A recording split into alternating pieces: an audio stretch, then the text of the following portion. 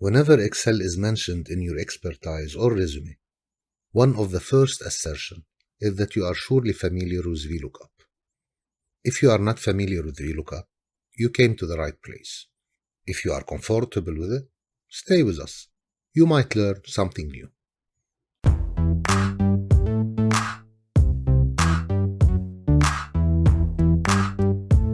Hello everyone, welcome to morethanexcel.com. My name is Mahmoud Basyouni. If you just joined us, please subscribe or follow our pages, and surely do not forget to like our content. First, let's know what is VLOOKUP. V stands for vertical, and as you may heard before, there is also HLOOKUP, where H stands for horizontal. That will be covered in another video. So to define it, VLOOKUP is the easiest way to dynamically filter and retrieve information from your data. What does that mean? Let's say we have this table and I need to know what is the item code of the item monitor HP. First step, I need to make sure that monitor HP, which is the product name and also called the lookup value, is on the left of the reference table.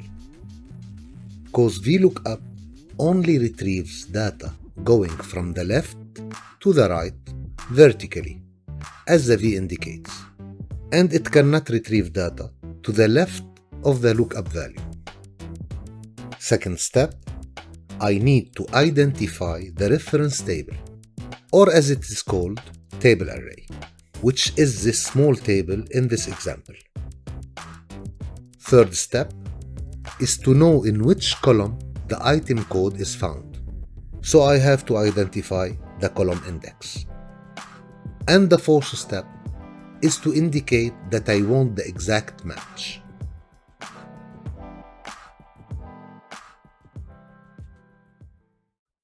So in my case, I start typing equal VLOOKUP.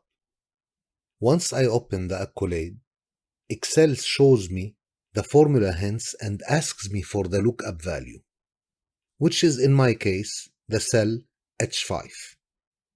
Then I type comma. The hint moves to the table array. I need to tell Excel where is my data. So I start selecting from cell B5 to cell C28.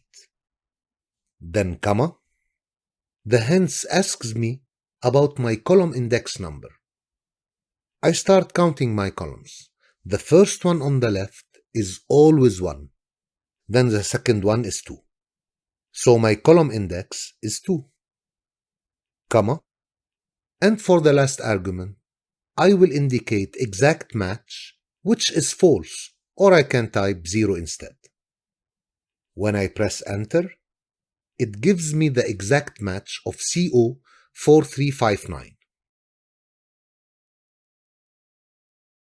Now let's see if we can get the category of my monitor HP. I change the column index to 3, and I have a reference error. That's because my table array is only covering 2 columns of my data.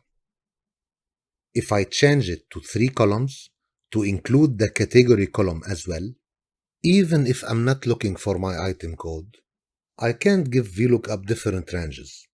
I have to give it one full range. Everything in between your lookup value and the result you want, you have to include it in your range.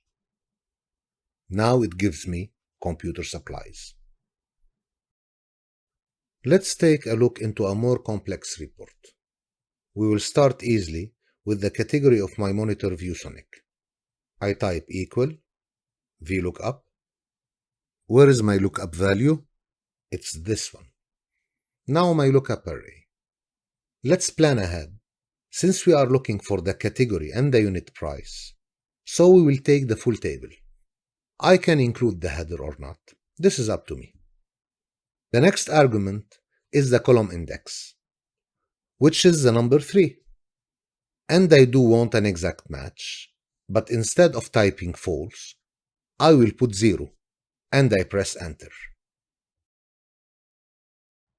If I copy this formula to the other rows, it worked for some, but one of them has error. What happened? If I look at my original formula, the lookup array is from B5 to F28. When I dragged it down, it moved from B6 to F29, then from B7 to F30, and finally from B8 to F31. Mouse Microsoft lookup value isn't included in B7 to F30. That's why it didn't recognize it. That's why I have to think about fixing my lookup array. So fixing is very important, and you need to plan it ahead when you start typing your first VLOOKUP. How to do it? So easy. Double-click on your first formula. Click on Table Array in the hint box. It selects the full argument entered. Then click F4 or type $sign before each column and row reference. Now my table array is fixed.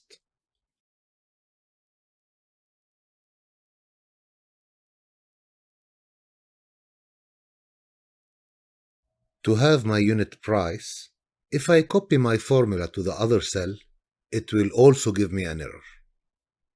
Let's see why. The lookup value I'm looking for has changed, so I also need to fix it. But I only need to fix the column here. I don't want B to change. My column should stay fixed, but 4, which is my row, needs to be updated in the next row. So I just add a $sign before the letter B. Or I just continue pressing F4, since it will toggle all fixing possibilities. First press, it fixes the row and the column. Second press, it fixes only the row, not the column. Third press, it fixes only the column. Fourth press, it cancels the fixing. So I fix the column and leave the row variable. Now it is solved, but it is still looking for the third column in my lookup array. I have to manually change the 3 to 4, and now it works.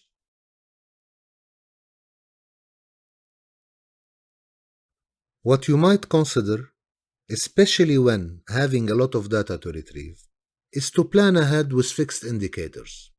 Some might call them helper cells or fixed column indexes number. We will insert them on top of our table.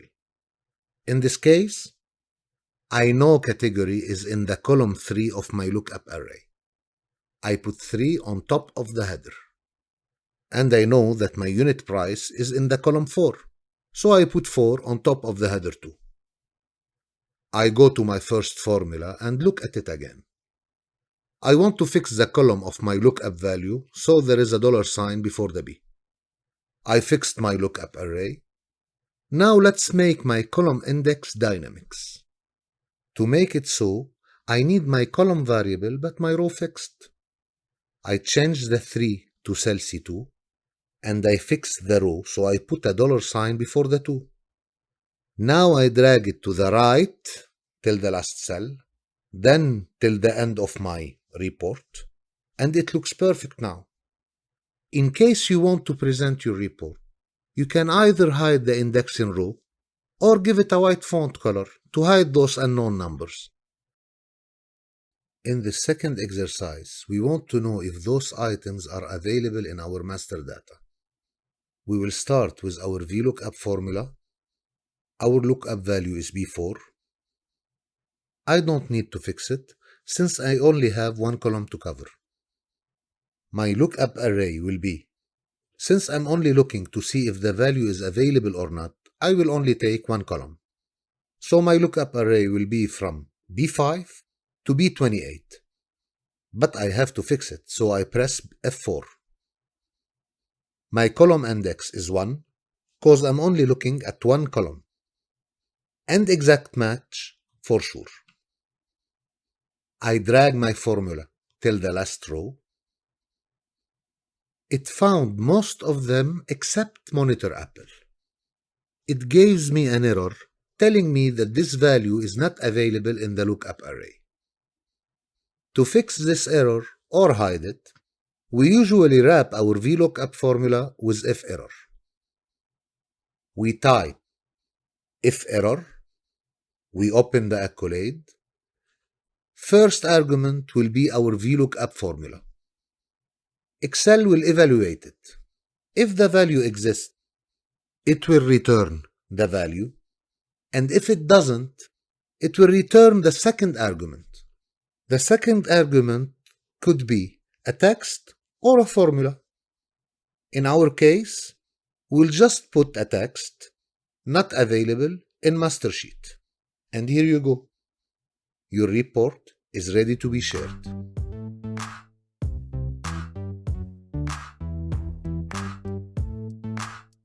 Well, that was the simplest way to explore VLOOKUP. Let me know in the comments below if you are using VLOOKUP and how much it has simplified your life.